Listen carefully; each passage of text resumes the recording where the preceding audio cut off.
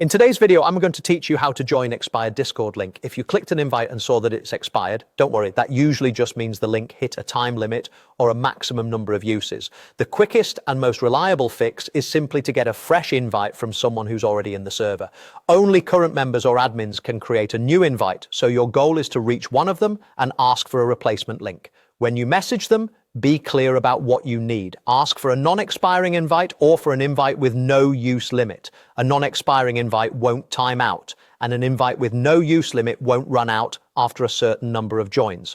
Either option works. Together, they make it effortless for you to join without the link dying.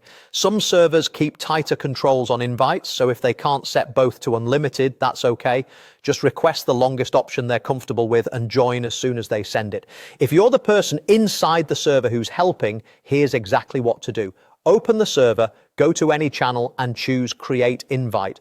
Then select Edit Invite Link. In the settings, set Expire After to Never and set Max Uses to No Limit. That ensures the link won't expire by time or by number of joins. Finally, copy the link and send it back to the person who requested it. A few quick tips to make this smoother. If you're requesting the link, let the member know how you'd like to receive it and make sure you can actually get direct messages. Keep an eye on your inbox and notifications so you don't miss the invite when it arrives.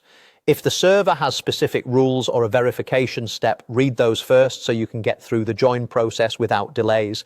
And always accept invites from sources you trust. If something feels off, verify that the link truly comes from the person or community you intended to join. That's all there is to it. When an invite expires, the best and fastest solution is to ask a current member or admin for a new link and have them set it to never expire with no use limit. Once they send it, click the link, join the server, and you're in.